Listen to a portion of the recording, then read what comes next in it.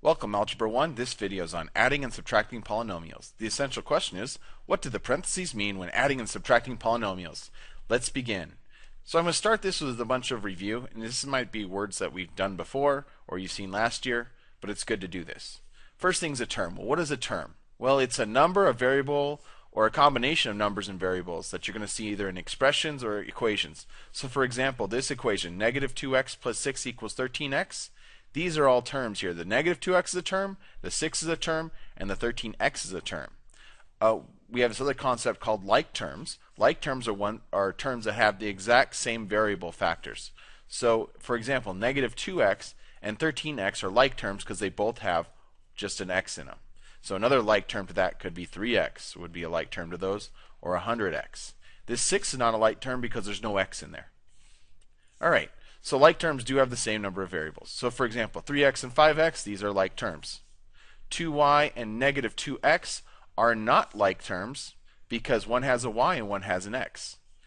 X and negative x, these are like terms because it's just an x. 4x squared and 9x, these are not like terms because they have different amounts of x's. The first one has 2 x's and the second one just has 1 x, so not like terms. This case, x cubed and 2x cubed, these are like terms because they both have x cubed. And 5a squared and 2b squared, again, a and b are different variables, so those are not like terms. Let's combine like terms here. So when we combine like terms in expression, we just add the coefficients or subtract coefficients. So for example, 4x squared and 7x squared, these are like terms here, so we have 4x squared plus 7x squared, that combines to 11x squared because 4 plus 7 is 11. Down here, negative 3y minus y squared, this is like when there's no coefficient, you treat it like there's a 1 there. So negative 3 minus 1 is going to be negative 4y squared. Over in this expression, you have a lot of different terms here, so we have to figure out what's actually a like term. I'm going to start with the x squared terms. This is an x squared term. I'm going to put one line under it, and I'm going to put one line under all the other x squared. So I'll put one under that, and nothing else is x squared. So these two combine to 15x squared. Now let's look at other terms, this x term here. So negative 3x, and I'll put 2 lines under it this time. And everything else that just has an x, I'll put under 2 lines under it. So this one, negative 3 minus 6 will be negative 9x. Now for numbers, I'll put 3 lines under this. Why not? I just put a different amount of lines under each different type of term. So 7 plus 10 is plus 17. So there's combining. Now, let's classify terms here. So we have this concept of a monomial. This is one term. So for example, something that's just 3x or 5x squared or a number negative 10, these are all one term. Polynomials have one or more terms, and we usually say it when it's 2 or more terms. So for example, this is a polynomial. It has 2 terms right here. 6y minus 2 also has 2 terms. This one here has 1, 2, 3 terms. And this one has 1, 2, 3, 4 terms. So these are all polynomials. A binomial is a special polynomial. Bi means 2, and trinomial would have 3 terms. The degree is how many variables are in the term. So for example, 5x squared, the degree would be 2 because there's 2 x's. 10y to the 5th, y to the 5th means there's 5 y's, so the degree would be 5. Just the number 7 has no variables, so the degree is 0. The degree of a polynomial will be the highest degree out of all the terms. So you have to figure out the degree of every term and figure out what's the highest. So for example, this expression right here, for the first term, the degree is 5. The second term, the degree is 2. And the 9, the degree is 0. The highest number is 5, so the degree of this is 5. This case, 7y to the 7th, there's a 7 degree here, and 3x to the 10th, that'd be 10. And the biggest number is 10, so your degree is 10. Right here, x plus y plus z, a, b, c, d.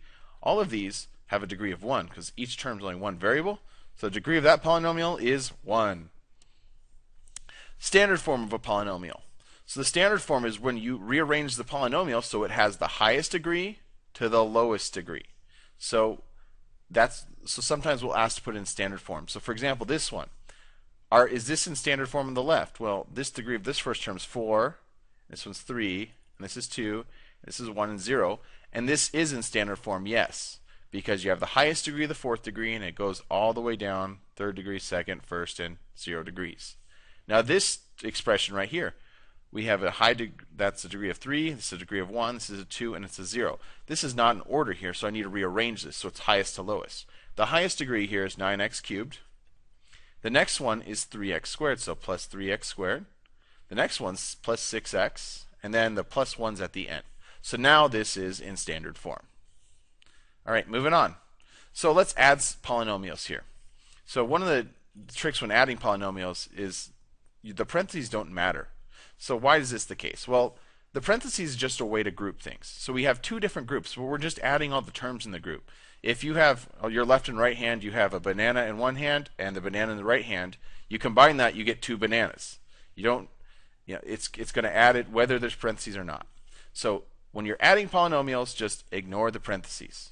So just treat it like they're not there, and you're just adding them all together. I'll just rewrite this. So it's like 4x squared plus 6x plus 7 plus 2x squared minus 9x plus 1. Parentheses don't matter. Now I want to combine the like terms, and I want to write this in standard form. So let's start with the highest degree terms, the x squareds. There's a 4x squared and 2x squared. That's going to be 6x squared. Now next we have a 6x and a negative 9x. 6 minus 9 is going to be negative 3x. And then you have a 7 and a 1. 7 plus 1 is 8. So there is the standard form, and with all like terms combined.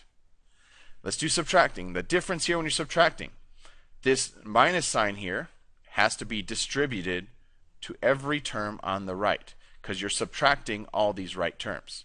So it's going to be minus 2x squared, minus 3x, and minus 6. So negative x squared minus 3x. Is that messed up for me? 3x plus 5. All right, now I will combine like terms and write in standard form. So this equation and this one, negative 1x squared minus 2x is negative 3x squared. Negative 3x minus 3x is negative 6x. And 5 minus 6 is going to be negative 1. There is my standard form. All right, let's do some examples. Pause the video. Right, what is the degree and number of terms? Write it in standard form. So in this case, for this polynomial here, the degree of the first term is 2, and this is a 0 and a 1. So the degree of this polynomial is going to be equal to, so I'm going to write degree equals 2. The number of terms, how many terms are there? Well, there's 1, 2, 3 terms in this, so it's going to equal 3. And it's not in standard form because we have to go highest to lowest degree, so I'll write it as negative 9r squared minus 10r plus 8. Next one. Okay, the degree of this is a polynomial, but it's just one term, so it's a monomial. The degree in this case, x to the fifth, will be, so I'm going to say d equals 5. Number of terms, there's only one term here, so number of terms equals 1. And it's already in standard form because there's only one term, so I'll just rewrite it exactly how it is. Negative 4x to the fifth. Right, pause the video. All right, let's solve this. So adding two polynomials, the parentheses don't matter, so I'm just going to ignore them. And I'm going to write this in standard form. Starting with 9n squared and 7n squared combines to 16n squared. 3n minus 3n turns out to be 0n, so that they cancel each other out. And then 2 plus 9 is going to add up to 11. So 6n squared plus 11. You don't need to write the 0n.